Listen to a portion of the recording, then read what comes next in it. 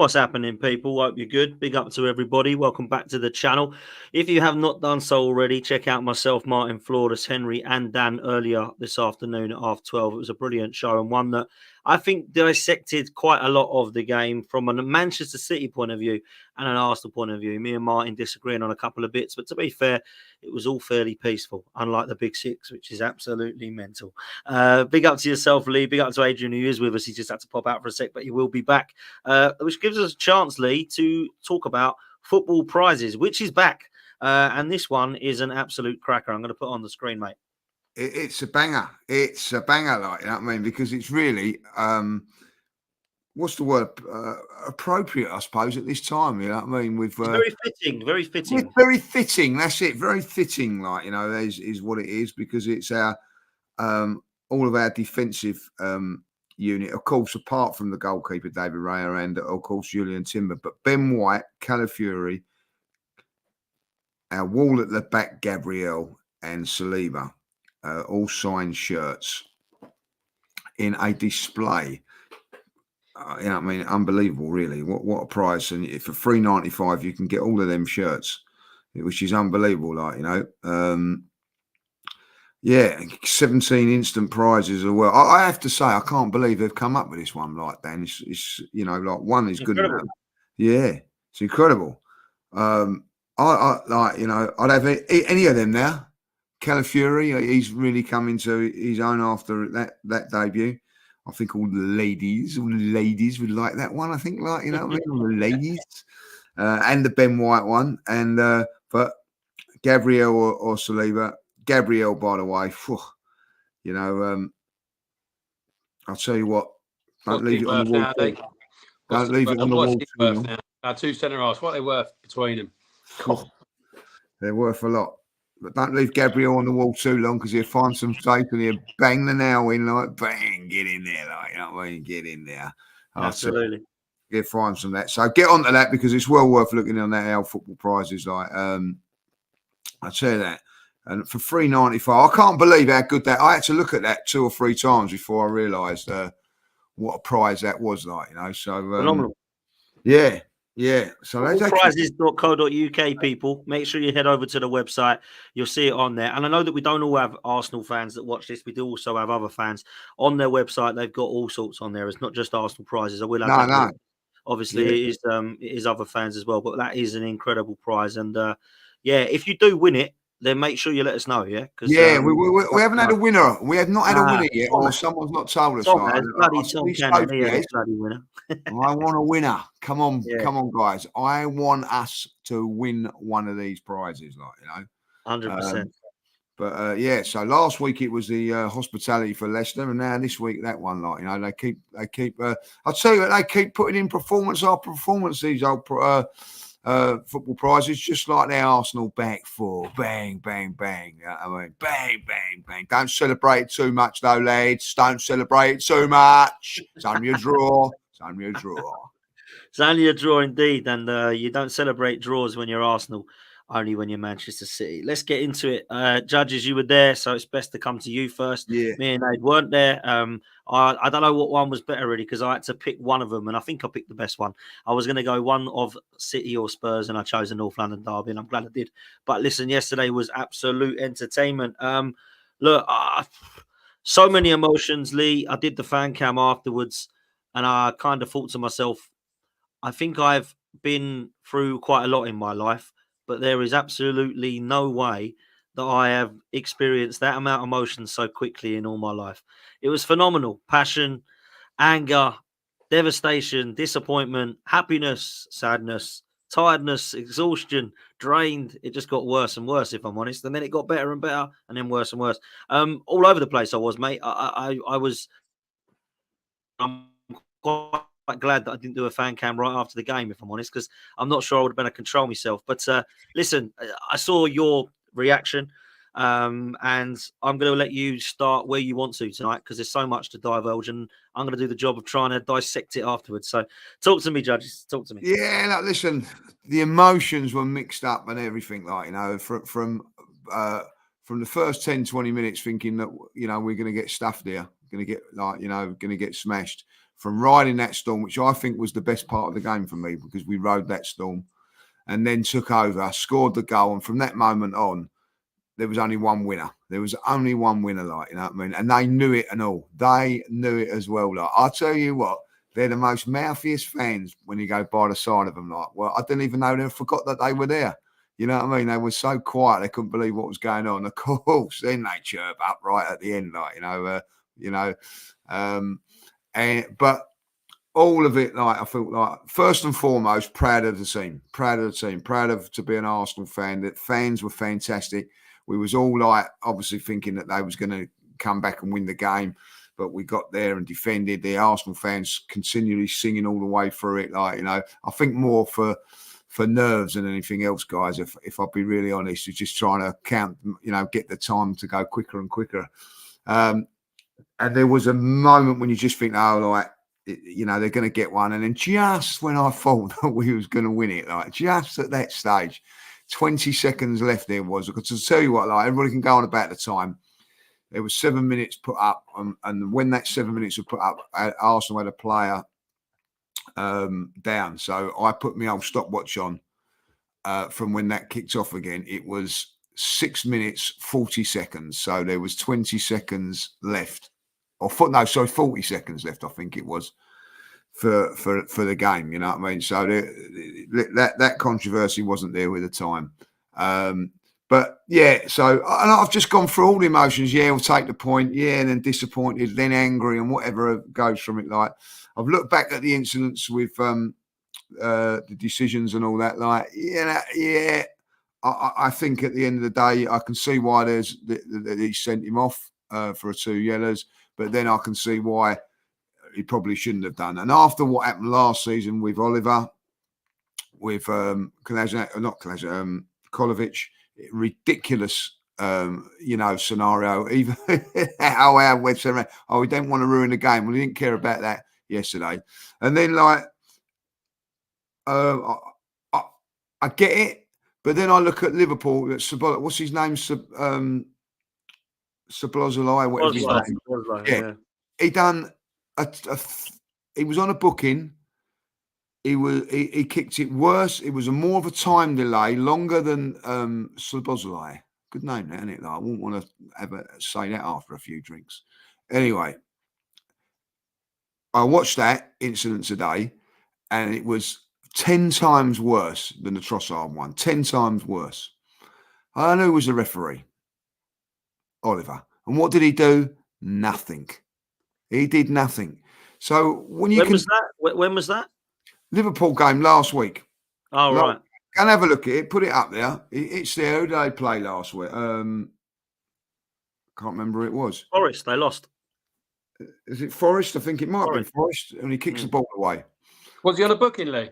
He was on a booking. It would have been his second yellow card. He chooses not to do it.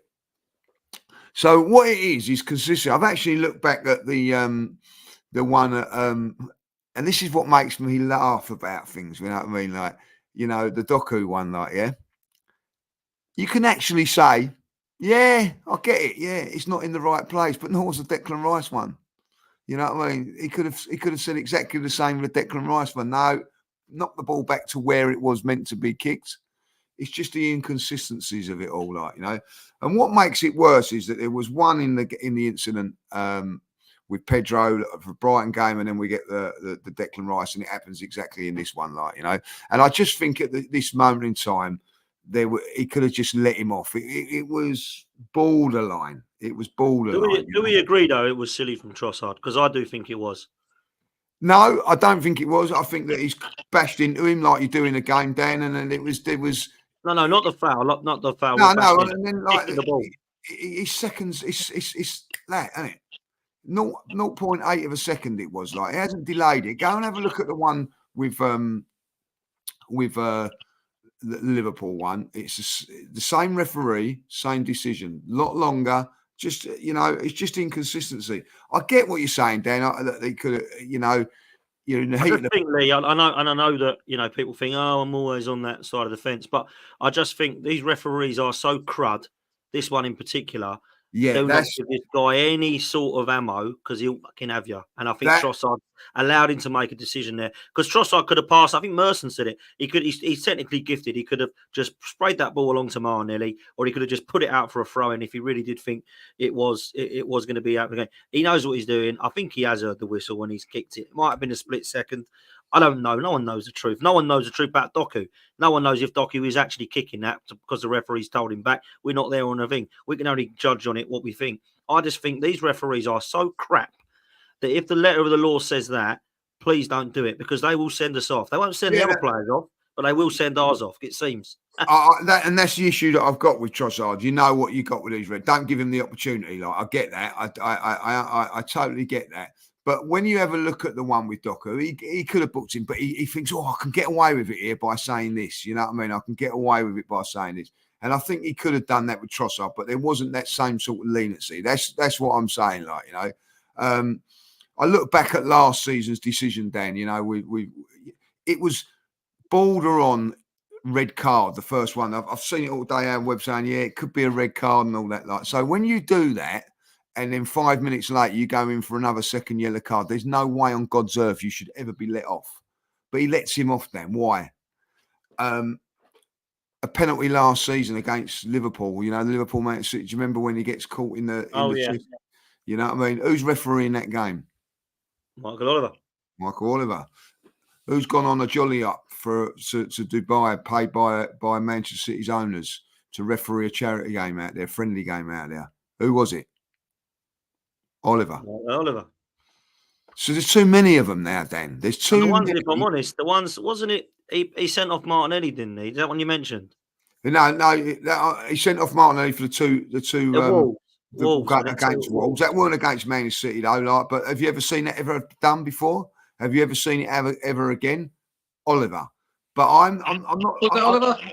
Yeah, I'm not looking at these games. I'm not looking at these games. I'm looking at what I'm looking at is the incidents with Manchester City. Remember this last season, Everton penalty. Do you remember Rodri and ball? Oh yeah, was that Oliver against Everton? Who's the referee? No, was that really? That was Michael Oliver. Michael Oliver. No penalty to Everton, like you know what I mean, like. But yes, again, Michael Oliver. Right. Ake has a header that goes in like the player standing in front of the goalkeeper. Goal given. Who's the referee? Michael Oliver. So you keep getting these things come up. Now it could be coincidence, but when you've got a ref that's gone over to Dubai and spent 20 grand paying 20, why are you paying 20 grand when you're refereeing in England anyway? What's all that about? You know what I mean? That should have been said, no, I'm sorry, Michael. If you want to go over there, you're not refereeing here no more. You know, it just puts all these little doubts into the mind and everything like that, like, you know. And that is all that I'm saying of it, like, you know. There's too much now. You're thinking like, all right, 1, 2, 3, like, you know what I mean? Anybody, like, you know, you got that Howard Webb trying to defend him in the game against Arsenal at the Emirates last season, saying that, oh, you know, he wanted to keep the game, he didn't want to spoil the game. He's trying to make excuses for him. Well, he didn't worry about that today, did he? Like, you know, for me now, I don't want to see. I know people go like, "Oh, you got to have." I do not want to see him ever refereeing an Arsenal Man City game again. And Arsenal now have got enough evidence to turn around and go, "Do you know what? I'm not saying that he is, but it's too much of it, too much coincidence, like, you know." And that is it for me, like, you know. I don't see the fairness of it, like, you know. Listen, we all get bad decisions go against us and things like that. I get that, you know what I mean. It is the way it is. I'm not saying there is, but I'm looking at these incidents now. When there was a blatant handball at Everton Man City, he doesn't give it. I don't know if it was a blatant penalty, that one last season with Liverpool, but you know, he had stud marks down his chest. I've seen it all, like, you know, and there are bad refereeing decisions. I look at the Vicario one for handball. You know what I mean? Like, how has a ref not seen that? The 2-footed tackle by Martinez, like, and you've got idiot like Dermot Gallagher on there today go, well, we didn't touch him. Well, I'm not being horrible. You get 7 years for attempted murder if you don't murder someone. You've attempted it. You know what I mean? Like, that's all right. I shot at the president, but I didn't touch him. Oh, that's all right then. That's all right then. You know what I mean? Like, we'll carry on. It's corrupt. It's corrupt.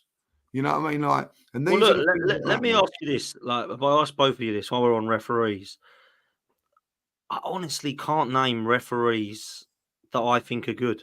I struggle. For the whole of my lifetime, I struggle. I thought Jeff Winter was pretty good. I didn't mind Mark Housey. Some people hated him. I didn't mind him. Other than that, I'm really struggling now. I have to go European to what's his name? Kalina, who I thought was by far the best, and probably Kim Nielsen or somebody like that. Other than that, I'm really struggling because we've got absolute clowns. We've got absolute clowns and always have had. Even if you go back to Durkin days, Andy Durso, Uriah Rennie, what's his name, Mike Riley, they all just keep getting worse as you keep going down the list. And now we've got Chris Kavanagh and Michael Oliver and Anthony Taylor, and they're all going out the Euros and the World Cup, by the way. Absolutely shocking. The referee on Thursday night at Atlanta was very good. The one who looks like Trossard. Yeah, he looks like Trossard. Yeah, I quite like him. Yeah. Give a penalty against us, but you got to turn around and say it's probably the right decision. Got everything right. You don't even know that he's there. Didn't even know who he was. It's now time to dump these referees and get in decent referees. Like, you know, go back to that Riley. He was running it at one stage. Go back and have a look at the Old Trafford Buffet 45, the 49 game. You tell him he should never have ever worked as a referee ever again after that game. Because that was as corrupt as anything. Like, you know what I mean? There's all question marks on that. And then at the end of it, he gets Howard Webb. he gets the job. Yeah, Howard Webb, like, you know, he was like, you know, they used to say he was like Man United favourite and everything like that. I don't know if he was or whatever, but it's just, I don't think it's corrupt. I'm not so sure about the Michael Oliver one. I'm going to say it now. I think there's something in that, right? So I'm going to call him out, and I do think that he is corrupt. But I don't think that the others, I just think they're crap. They are crap. Yeah, rubbish. I think they're rubbish as well. I think they're rubbish as well. I know, like, the Nottingham Forest one with Gibbs White. He clearly goes, he's got the ball. Well, you've seen that, right? You've seen that. You've got the ball, right? So then his mate turns around and goes, oh, no, he didn't get the ball. All right, okay. When you're having a look at incidents like penalties for West Ham, Chelsea, right, you know, we can clearly see it's a penalty. Oh, but we don't want to go and, you know, he's made his decision. He's seen it, like, you know what I mean? I'm sorry, just everything about Oliver did that yesterday, though, for one of the throw-ins. He was like, no, not a foul. And then the linesman put it up. He went, oh, it must be. Like, it's always like whatever you ain't seeing. I mean, look, some of that is fair enough. It's what they're there for. Some of that, I agree with that one, by the way. I think, like, it was a foul. I did see it was on the touchline, wasn't it? Like, I think it was Oliver said it was, and the linesman give it. And I think it was. That's fine. That's fine. But, like, you know, there's decisions where they're saying they want to get involved and they don't want to get involved. You know, a goalkeeper comes out and handballs it like he did Vicario, right? And I'll tell you this now, that ref didn't want to do nothing because he didn't want to make a decision. So the obvious thing, I'll tell you what, I didn't see it. You know, you go back to a lot of things of, like, I go on the Wolves decision. The Wolves have had terrible decisions to go against them, like, but there's only been one game where they forgot to do the lines.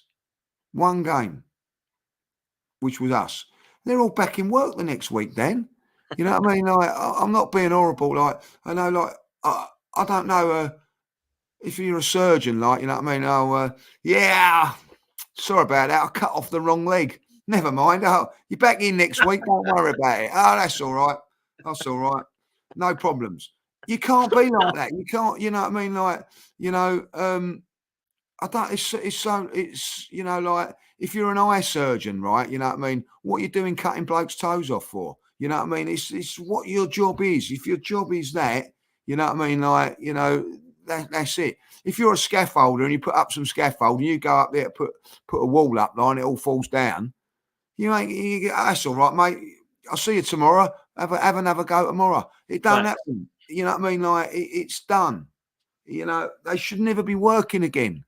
And someone said this yesterday, which was a great point. So these referees now are professionals.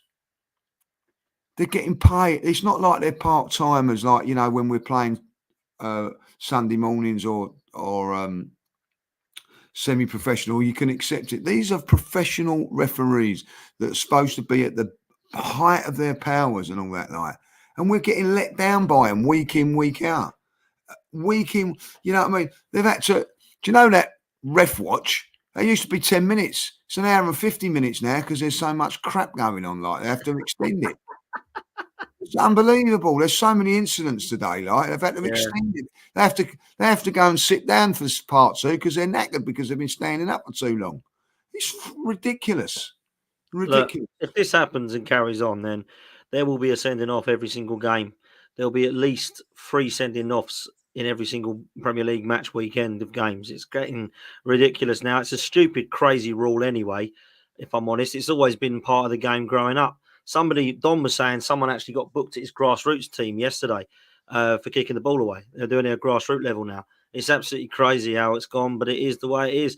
But Aid, I've never seen 2 sets of fans going at it like this after one result and one draw, by the way. Man City fans, I've never seen them like this ever. Now, I don't know what you put that down to. They are rattled. I don't know if you put it down to us rattling them or whether they annoyed with Michael Oliver as them. They actually think Michael Oliver was against them yesterday. Look, we rattled them, in my opinion, because we defensively didn't let them get past. And I think when they saw Trossard get sent off, they thought, 3-1, 4-1, or no, 2, sorry, it would have been 3-2, 4-2. But it weren't. And I think that's why they're rattled, mate. What did you make of it, bro? Well, of course they're rattled because we're the team that's second best in the Premier League, aren't we?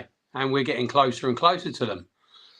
And they're rattled because there was so much in that football match, wasn't there? It was. I've listened to a couple of shows, but it was Wenger Fergie era sort of game, wasn't it? It was Klopp, Pep. When Liverpool were knocking on the door, and there's never, there's a hatred between Arsenal and Tottenham, which is because of where they are in next to each other in North London. But when you get teams that know that this team is breathing down our neck, just like United Arsenal were when I was growing up, you hate them because they're the ones that are either pipping you or you're pipping them. Yeah. And, City have had a lot gone on yesterday. De Bruyne didn't play. All right, we didn't have Odegaard. Rodri's gone off, now out for the season with an ACL. Michael Oliver. I mean, you could argue what they were talking about. They have a little point, but I've looked at it again. I'm looking at Walker, and I think he's in line with his back line when Partey plays the ball. Yeah, and also he could have been quicker there, Aid, as well. He could have actually got back quicker. He was jogging back. He weren't sprinting back, was he? No, cool. Yeah. And the thing is with that, the only small thing that I could honestly say that would give them a sliver of a little bit of, right, he shouldn't have done it, was that maybe Walker would have gone a little bit wider in his starting position. But at the end of the day, he was in line with his back line. He's not going to drop any deeper because it plays Martinelli on side who will go higher up the pitch when he sees him go deeper. And also, as he's running back, I think he's doing that to the ref, isn't he? Don't worry about that. The whistle's gone. Go and bloody do your job. But I was watching it around my mum's yesterday, actually, because I hadn't seen her for a while. I was watching it there, and I was like you, Dan, just like hands on head. Yeah. I was so ready because my little daughter was asleep on my mum. And I was so ready to run into the garden if we'd have won it and just go and just blurt out the biggest yes ever across the whole of the 100-acre where my mum lives. But I've listened to Talk Sport not all day, but on the way to work and everything. And everyone's saying it. And they say, we ain't seen a game like that in a long, long time where 2 big teams are going at it. You got Haaland absolutely rattled once again by our centre halves. Yeah, look, he's got one over us on in with the goal. He's done well there. Saliba and Gabriel just got split too much, and he's through and scored. He's got his tail up, but after that, it was bang bang. You ain't having anything, and he didn't have apart from the header in the second half. I don't think he had much joy against our back line. But as for going back to your question, it was one of those proper ding-dong game of football where everything happened, didn't it? And I thoroughly enjoyed watching it, but also thoroughly enjoyed it, hating it as well, because we were so close. But yeah, I mean, they're rattled simply because, I agree with you, Trossard goes off. We're all fearing the worst, don't we, at half time? I don't care what any Arsenal fan says. No, I don't care. Anyone tells me they actually thought we were going to hold out to the whatever last second of the game, 2-1 winning this game.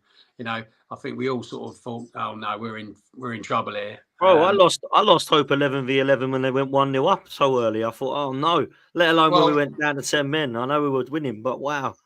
Well, I just think, at home, they've got a point to prove.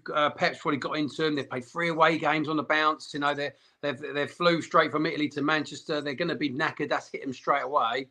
And you know what? They tore us apart for 25 minutes. And I was sitting there I must admit, the boys, again, it's another one of those. I know I've been saying it for ages. It's our last hurdle to get over by getting a win. But I kind of think we got over a hurdle there yesterday as well, because they put it on us for 45 minutes or 50 minutes or however long it was second half, plus the first 25 minutes. And really, actually, we were under the cosh for probably 80 minutes of that football match, 75 to 80 minutes of that football match. And we have stood up like we were like a brick wall, and it weren't coming down. And it was just that last corner where we just got caught, not getting out quick enough. But I ain't going to blame the boys for that. They were absolutely dead on their feet, weren't they? That's a great point you make also there, is that they had 3 games at home. We had 3 games away from home. They had an extra day's rest, and we still, went toe to toe with them. I mean, it wasn't. You didn't know that. I know we've gone in the end, but it was more because we was down to 10 men. Yeah, we have rattled them, and it's great, isn't it? I mean, players. But you know what? I've watched it again, and I'm going to big up the manager here again. Where we've always said in the past, where he makes small errors. Like the Villa game last year, where he's played a different side, and there's been games where he could have done things differently. And it's all easy for us sitting here, but it's just a lot harder. Once the game's over, in it, you can analyse it a bit more. But he got it spot on against Spurs.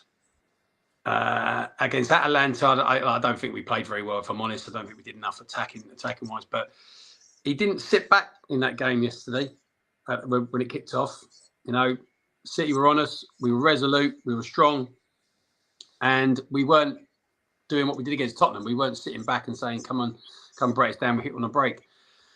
But obviously, he had to do something at half time because of the sending off. And what he did, I've looked at it again, and I might be a bit sad. I even got my tactics board out that I've got at home, and I looked at it. I looked at it, and I thought, what he's done, and what was so good about it is that when he went second half, obviously he went to a 5 and a 4 when they were in their half, and when they came into our half by about 10 yards, he stayed as a 4. But as soon as we dropped deeper and deeper, we went to a 6 and then a 3. And what he was basically saying is, I'm going to stop you coming over the top and in behind the space, in behind the back line, because there was no space to go over the top.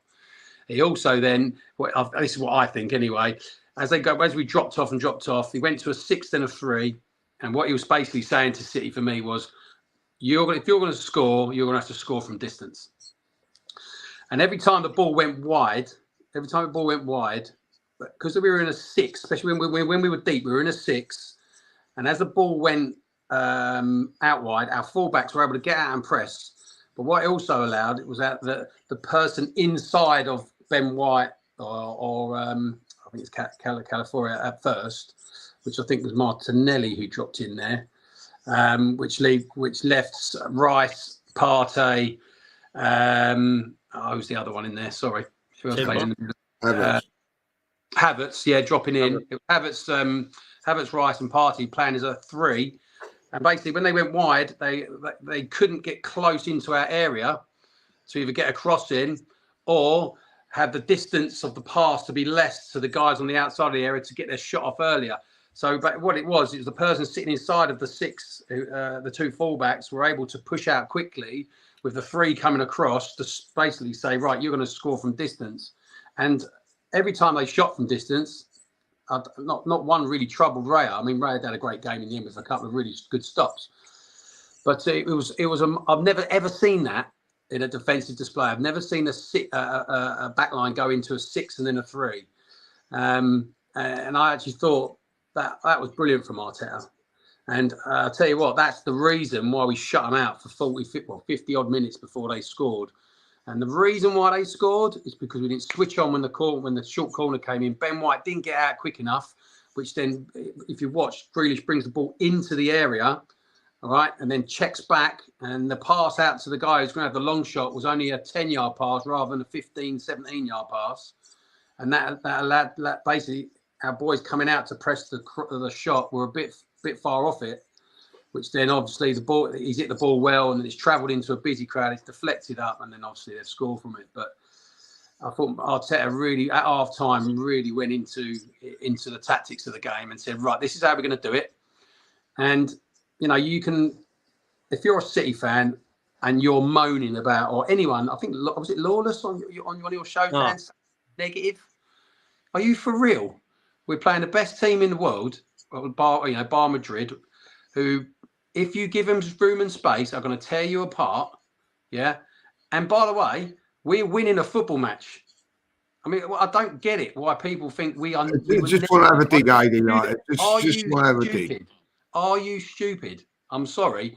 From a coaching point of view, Mikel Arteta got it spot on. And I'll tell you what, if we had to come away with a win there, what an unbelievable half-time talk to his players and what an unbelievable job the players did. There's no way I'm saying to my team against Manchester City, if I'm managing whoever, and we're 2-1 up, and we're going, yeah, right, I'll tell you what we do. We're going to go 1 up front and we're going to play a 5-3-1.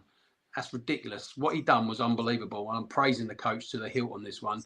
And it's just, I mean, I was gutted. Absolutely gutted that they've got the goal, because they didn't get the goal by carving us open. They got the goal with a lucky deflection going through, and you know, it was a great game to watch. Just gutted that we didn't get the win. The trouble with these fans is, right, they forget, you know, like that we was 2-1 up. They forget that. You know what I mean? Like, I think it was fortunate that it come right at the time, at half time, so we had 15 minutes to sort everything out. You know what I mean? So we come out well organised, good substitution, taking Saka off the right one. Difficult decision that was, but he got that right. And at the end of it, we're 2-1 up away from home. We've scored 2 goals. We don't have to score again. And any prick wants to turn around and say that we want to. Well, we want to go and score another goal. No, we don't. We've got what we want. We've got. We ain't going to score another goal. Opened up. You know what I mean? Like, and that's it. Like, I see what West Ham go up there and do when they play. Let's go and see what West Ham do tomorrow against Liverpool in the cup. Oh, let's see if they really go for it. Like, you know what I mean? Let's see if they do. I bet they don't. What did West Ham do to us at the Emirates? Exactly, like, you know what I mean, like, it was a masterclass from them, wasn't it? Like, you know what I mean, yeah. Like, you know, but that's how it is, and you know, like that's what teams do, and people forget, right? You know, these Man City fans, like, oh, you know, you didn't come back. How did you get on at the Emirates last season? How many goals did you score at the Emirates last season? Let me think. Oh, you didn't. You didn't. Did you come for a draw? Did you come toe-to-toe with us? You know, it's like they want us to go like, you know, I'll tell you what, like, let's do you a favour. We're down to 10 men. Let's do you a favour and come out and open up to you. You know what I mean? Like, we ain't going to do that. No mug's going to do that. You know what I mean? Like, you know, also, you've got to be able to break us down. You didn't break us down last season with 11 men, and you didn't break us down for the whole of the half nearly with 10 men. Would you want us to go 9 men next season? Or do you want us to come out and go, I'll tell you what, you come up, we'll come up and give you a toe-to-toe game. We did that when we lost 4-1 and everybody turned around and said we was naive. Well, we're not naive no more. And we ain't going to listen to crap with people going like, we're going to do this. It's part of the bus. Yeah, I'll tell you, we're part 4 buses. And I'll tell you what, I'm going to name them. I'll tell you what those buses are called, like. They're not called the 279 or the 141. They're called Saliba, Gabriel, Calafiori and Timber. That's our buses because that's what they are, proper defenders. And I'll tell you another thing, like, it's what you got to say. Thomas Partey, another magnificent decision. I'm one of them that was saying, well, he was that bad. I think maybe I'll play Jorginho. No, he stuck with him. And he was rewarded with an absolute masterclass of a midfield performance. He was the one that started it all up. I tell you what, I have to say that, give City their credit. Their pressing in the first 10 minutes, I don't know if you could see it on the tape, was sensational. They wanted to get it down to the corners. They got us down to the corner of left back position 4 or 5 times with Gabriel on the ball, knowing that he's not the greatest. And they won it back every single time. And then there was one time when Thomas Partey got it, he turned away from him, broke the press, and we was off. And they then went, oh, hold on a minute. We're going to have to just back a little bit. And that was the turning point of the game. Thomas Partey, unbelievable performance from midfield from him yesterday. Declan Rice followed it up. Kai Havertz didn't make a pass. You know what I mean? Like, he didn't make a pass, but he made about 50-50 50 one-on-one battles that he battled with, and he done this and he done that. Martinelli the same.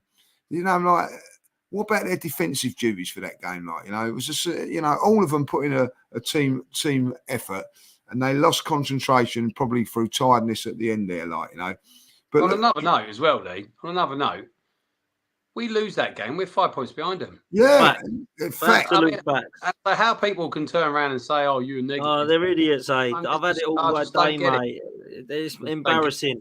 This team are an embarrassment. I can't believe they parked the bus. Well, we didn't park the bus. We were actually 2-1 up.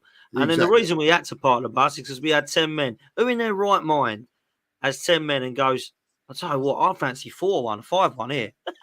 No one does. They go and defend the win. It's just embarrassing. What it is they don't like the fact that it weren't. Everybody wanted, Arsenal. They expect the Arsene Wenger Arsenal to come. And they go, open up here. This will be about 5 or 6-2. Oh, I look forward to this. Get the popcorn out. And then they've been disappointing. They're eating their popcorn going, hang on. There's only 3 minutes left here. Oh, no. City aren't going to win this. Oh, no. We're going to have to wear Arsenal fans. They hate it. We are relevant again. And I love it. I absolutely love the fact that we're relevant again. And we've got Spurs and Chelsea fans celebrating bloody last-minute equalisers, and it is an embarrassment as far as I'm concerned.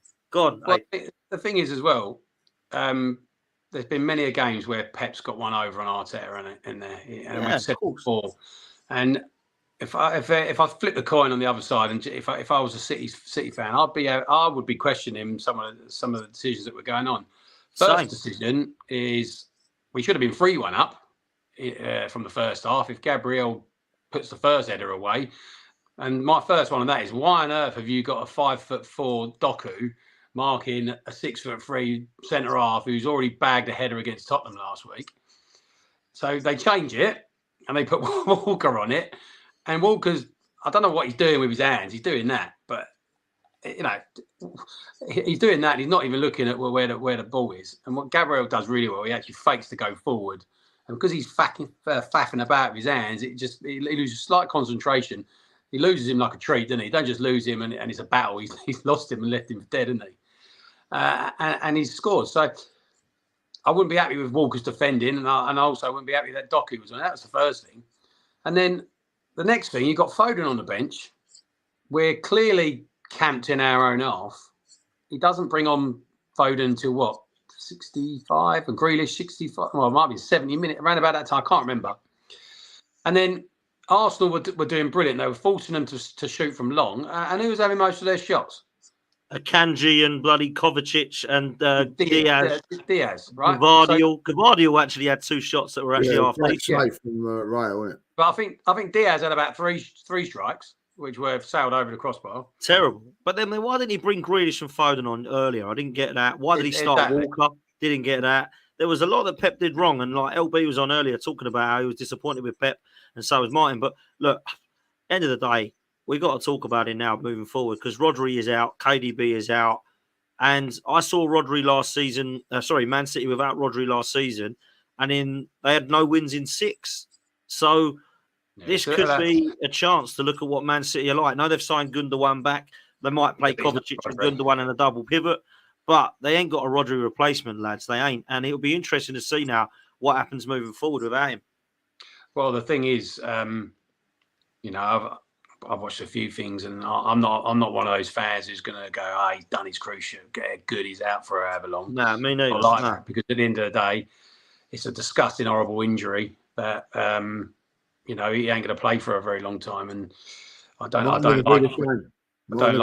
when people do that. We've only got to look at our own Timber for it. Look what happened to him. He would have been twice the player he is now, and he's outstanding already, isn't he? So, as a football person, I wish Rodri well, but it is going to be a massive loss for them, and it's a massive loss for them, and it's everyone else's gain in a way, isn't it? The fact that you're coming up against probably the best holding midfielder in the world by far. In fact, I know there was a debate of Partey and I think it was Caicedo and all those in there, wherever it was, but he is head and shoulders above the rest, and it's not just that; he's a big player for him as well. It's likely when you played and we played. You look at your team and you see that the players around you that are going to do something in the game, whether it's going to be you score your goal, or be quality on the ball, or hit people in a tackle. You're always looking for that player on your team, aren't you? And knowing that he's not there because he's a leader as well, he's going to be a big loss for them. Look, they're still going to be right up there, and they're probably still favourites to win it with the bookies and everybody because of what they've done in the past. But they're in a bit of trouble, City, without him. And but the problem, the only thing I'll say about that, I know we've kind of schooled Pep a little bit about it. We think what he did wrong. He's still the best and greatest manager and coach that's ever walked this planet for me. So there'll be something, and he'll do something. But there's certainly going to be a weaker side without Rodri. So I wish Rodri well, because I don't like fans when they say things about players because that cruciate ligament injury is a disgusting, horrible one for anyone. But if you're going to be positive about it, it's the fact that they're missing one of their big players for the rest of the year, and it's only going to be better for everybody else in the league. So we'll see. They're fortunate with Rodri at the first game. Rodri, you flonker. They're fortunate with him that they've won all their games with him, but they've not played any top sides. When he went off yesterday, there was a definite balance change, change. So when they come up to the likes of Liverpool now in a few weeks' time without him, Liverpool will be slightly a favourite, not favourites, but it evens it out a little more because Liverpool got a good midfield. So it makes them. Newcastle not going to be easy without Rodri. It would be a lot easier with him. So there, I don't think it's nice to celebrate players getting injured and all that. As soon as he done that, with no one really around him, you knew that he was in trouble. You knew that it was a bad injury, So, yeah. So but they've got players to deal with it. But I think also De Bruyne was missing yesterday for him as well. So the creativity of their side wasn't there. They wasn't as good. What I hope that everybody watches from that Premier League game. And that's why all these Man City fans are all piping up and everything like that. They're not as good as what everybody thinks that they are. They're beatable. You can get at them. They make mistakes. If you defend well, they haven't got the things to break you down. And when you've got players like Haaland doing the antics that he's doing at the end, and Silva, they're rattled. Not only the fans are rattled, the players are rattled as well. They know that they're in for a real tough battle this season. And that squad's getting a little bit older. And also, I think someone said it in the chat, don't write out Liverpool. Certainly not writing off Liverpool at the moment. Certainly not writing off Chelsea at this moment in time, neither. But at the end of it, you don't know what's going to happen with City. you don't know what's going to happen with it. You know, like they could be playing Blackpool next season. We don't know. You know what I mean? So it is a thing where they can get a lot of points docked and whatever, like, you know. So it's important that you're dead right what you said there, eh? It's only 2 points now. We was 1 point in front. Do you know, if we'd have held on to that, like, it's such a key thing like that yesterday, because when you look at that, like, you know, you've gone away to Aston Villa, Tottenham and Manchester City, and you'd have been 1 point in front. Be honest, boys, at the beginning of the season, if you would have said that, would you have took that? You'd have bit your head. I've got to pray for it. Yeah. So, you know, and realistically, we shouldn't have lost to Brighton, really. You know, we should have won that game. We missed chances in that game, and we'd be in a so much of a better position there. And this is what worries me a little bit, boys. I'm just going to, you know, be a little bit negative here, because everybody's gone, I've seen in my group chats now, we've got Leicester at home, we've got so-and-so at home, we've got this at home, where, you know, they're the games that worry me now, the home game, you know what I mean? Like the games that we should, but do you think, though, there's a lot of disrespect about the way Arsenal have set up and the way we're playing? This is all to do with the opposition around us. We're not going to set up like that against Leicester, and like Southampton and all this. And people think that we're just going to continue with this football. Like, oh my God, wait for them to put 10 behind the ball against Leicester. It's absolute crap. Like, we'll go back now to what we want. Let me ask you a question. How many games have we done that? 1.5 this season. Yeah. 1.5 games, and people are turning around, oh, you're turning. Well, I've done it at Villa as well. I think Villa as well. We've done it at Villa as well. I don't think we did, Lee. I don't think we did. Villa played a really good half that first half, where they basically flooded midfield, and we ended up inverting from left back and there was just no room to play football. So the second half it changed. You know, we went on the front foot. At the end of the day, again, you're playing away from home. Listen, they've won 4 games out of 5. Eh? They're a decent side. I know, but we haven't parked. We didn't play like that against Villa the way we played against Tottenham. No, because we had. Listen, the game against Spurs, we had our virtually our midfield out of that game. You know, we had to do. You know, I mean, we had to do something different, and we done it. Like, you know, I mean, we looked at that and thought, look, if we play this way, we'll get something, and we did. You know what I mean? Like the way we played, we wasn't defensive against City in the first 10, 15 minutes. They forced that. They pushed us back. And then, you know, then we got into the game. Listen, if you can go to Man City and outplay them for 20, 25 minutes like we did in that second half, you can go anywhere and do it. And with this defence, you know what I mean, we ain't going to lose a lot of games. If they're on fire like they are, like, and defend like that, we ain't going to lose a lot of games, boys. Of course we ain't. We're not. Of course we ain't. Well, look, there's a lot of rival fans that are very upset about the way that we played, including Lawless, who actually come for you, Lee, today on the show. It's quite funny. What's happening to Judges? Why has he turned it into tie? He's Mr. Positive now. He's always excuses. It's always the referees. He is proper hating on Arsenal at the moment, Lawless. It's because his club are crap. That's what it is. West Ham are crap. And he wants to take it on us. You know what I mean? Be careful what you wish for, Lawless. That's what I'd say. Like, you know what I mean? Do you know what? Dan made a good point. I don't know if you saw the show earlier. Dan, Man United fan, he said, well, West Ham and Liverpool at Anfield on Wednesday. I expect West Ham to go all out and attack and see what happens. That's what he said. I thought, there you go. Fucking spot on. They won't. They'll sit back and defend. I just don't get it. What they don't realise is this is not about having an identity of how you play, because at the end of the day, it's our manager learning on how to win a football match and playing differently, isn't it? You know, like you say, you're spot on when you say we ain't gonna set up like that against Leicester or anyone, you know, out of the big six. You know, what do you say about West Ham? Like, you know what I mean? If I remember rightly, went there and won 6-0. Well, we didn't park the bus. Yeah, didn't Rice score the sixth one, wasn't it? Yeah. I think he got out of his bus that day and took some fares. You know what I mean? Like, it ain't just him. I just don't. No, it's not just Lawless. It's all of them at the moment. Like, you know what I mean? Yeah, it's what they see in one game. Let's see what West Ham do when they go up. Let's see what they do up when they go to City. Let's see what West Ham do. Let's see what Chelsea do. Let's see what. I put any single team in our position, and I dare them not to do what we did. They would have got absolutely hammered. And he said, "Listen, I admire people to do it, but you're foolish if you do it. You're absolutely against Chelsea. They went gun-ho. What happened to them? Yeah. Who did? Yeah. What happened to them?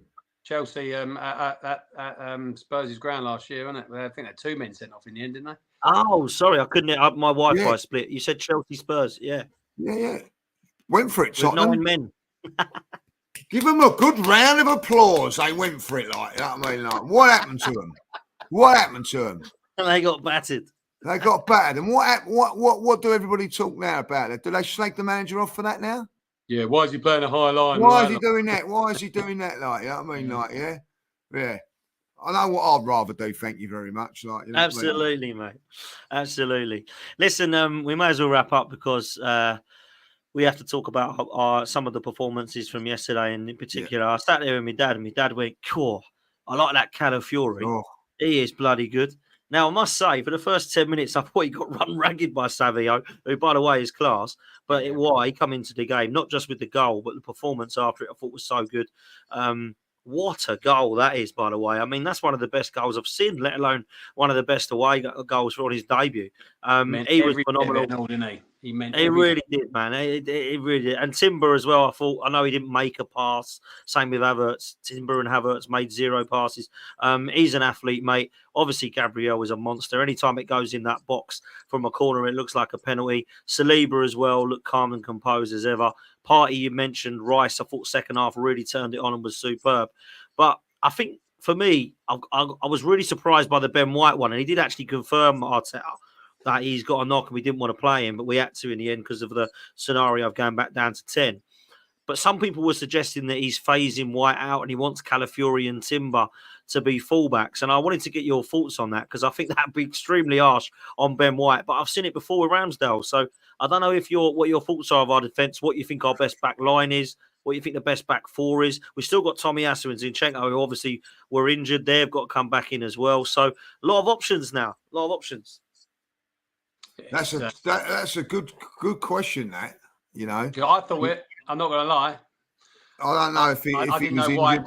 I didn't know he had a knock. I actually thought, is he because he was brought in as it was a knock.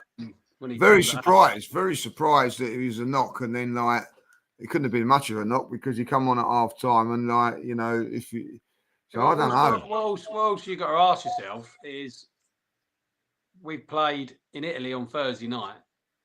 You know, we played Spurs on the Sunday, Italy Thursday night, probably, and travelled straight to Manchester. You know, he's rotated his squad well, isn't he, in my eyes? If he's struggling a little bit. But I did think like you, Dan, at first. I thought, only left him out. He left Trossard out one, didn't he, like that? You know, and Jorginho, I suppose. Made a couple there. But you know, what do you think that happens moving forward now? Because Calafiori, could he be dropped? Timber, can he be dropped? What happens? Like, it's a good scenario to be in, but what do you know? What, Dan? I'm gonna. It'd be very, very interesting to see what team he picks on Wednesday. If Ben White, that's what I wanted to segue to close, because we do want to talk about that more, you know, in a week. But if Ben White's in it, then you think like, well, why would he do that? Like, you know? Maybe he's just a little. Listen, at the end of the day, I think sometimes it's horses for courses. He felt that maybe like getting someone right close to Doku would be better. To be fair, when Ben White come on, he see him off. I will say this about Ben White. The last 2 games he's played, Tottenham and who was the game before that? Atalanta, Lookman and Song never got a kick. So, you know, he does his job there, but maybe just give him a little bit of a break. I don't know. It's a real interesting one, that is, like, you know. Well, I think it depends on where he wants to revert when we go back to our attacking play. Timber, obviously, we know he did it at Villa, and he'll probably do it from left back. It's weird, isn't it? Because we don't seem to invert from the right hand side. I also think, I really do think this. And nothing against Ben White or whatever. Like, I think that we lose a little bit balance on the left-hand side when you've got no left-footed player playing there. We've had like Timber, Rice, and Martinelli. All of a sudden, Rice was on the right-hand side. That's a good point.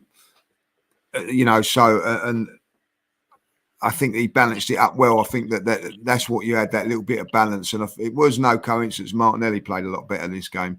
Because I'm going to say this now. I'd be playing Calafiori as much as I can at left back now. That's what I'll be doing. Calafiori comes in at left back, and we make a decision. You either play Timber or White at right back. Because I think Calafiori, Martinelli. I actually thought when I saw Ben White warming up, I thought, bloody hell, he's going to take Martinelli off, and I think he's been playing well. And he luckily took Saka off, which I love Saka, but it was the right decision in my opinion because Martinelli gives you that outlet and that pace if we did get the opportunity to go there. But for me, I think Calafiori needs to stay on that left back. Let's be real, we spent 40 million on him. That's why, because I thought he was going to be our left back. So let's play him there. I know it's harsh on Timber because he's been good, but make that decision on the right hand side. Great point what you've just made there about that. He is a generally left-footed player, isn't he? And if you think about it, now you've said it, it's just got me thinking of our Timber and whoever's been playing there. It's been a right-footed player, isn't it? Tomiasu's played there as well. We had a left-sided player. Obviously Zinchenko played there. But it's a lot easier to pass down the line, isn't it, when you're left-footed? Which and I'm actually thinking about it, when whoever has been playing who's right foot do tend to come inside a lot more with a pass rather than go down the line. So it does make sense, complete sense, to play Calafiori there. But yeah, I did think, I was going back to it, I thought, is he pushing Ben White out? I don't know. Well, look, what a great option to have, isn't it? Yeah, it is. It's a great decision to make. He's got that now. And also with the injuries that we have been picking up, again, it's just squad depth, isn't it? That's going to get over the line. That's what we need, man. And I must say, I've got to big up Kenny Ken because he's one of these. He's made some statements which are starting to come true now. I'm going to start listening to him more because he has made a lot of statements that have come true. He said Raya will be a quality goalkeeper for Arsenal, and he's definitely better than Ramsdale. That's coming true. He's talked about the centre-half partnership. He said, I think Calafiori and Timber will be the fullbacks for Arsenal this season. We're finding it hard to drop both of them at the moment, I've got to say. And he also mentioned Declan Rice in the middle. And he said that Martinelli will be phased out and he will be the next one to be sold. He'll be the next Smith Rowe in the summer. I don't know. I'm hoping that bit don't come true, but you get what I'm saying. Everything else is starting to look right. What you're saying now. I think Ben White's still the number one in there. But what I will say about Ben White is that they can go to a back three very comfortably with this team as well. Something that they could do. But I do think they're warriors, aren't they? I look at Timber, he's a warrior as well, same as Ben White. And Ben White had to play, don't forget, last season, a lot of games for injury. Do you remember what they said he was when he was struggling a little bit and then come back into form? So it might be just, keeping him fresh. We've still got big games coming up, so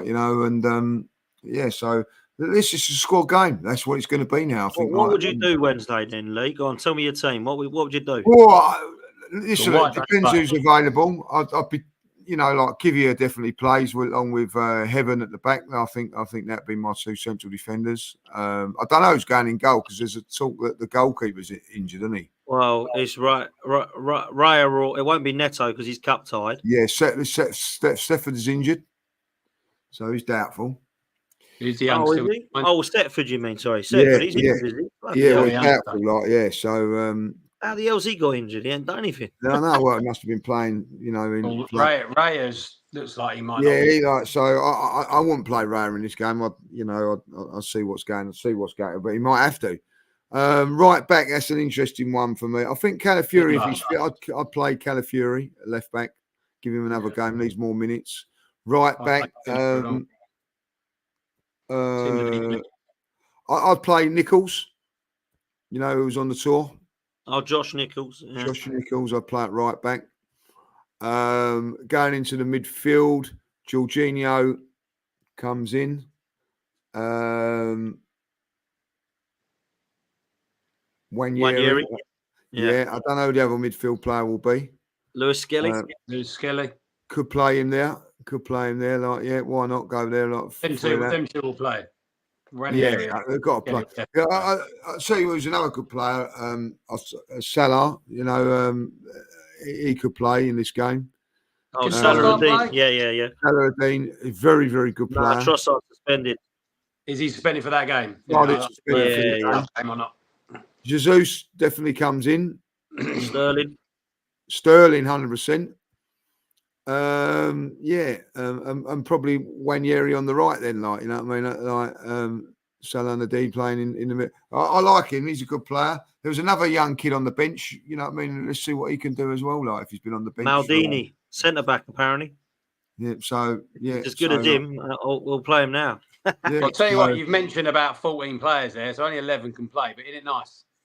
Yeah. I don't know. You know, I think it's a difficult one, really, like from there. But like the Jorginhos, Jesuses, and Sterling's are guaranteed, like the ones that they're. And like, listen, it'd be nice to see a Shinchenko or someone like that coming back, and then you can pop him in the midfield. I don't know where it is on fitness and everything like that, like, you know. But certainly, like the big guns, I would be resting. But Declan Rice, I don't want to see him.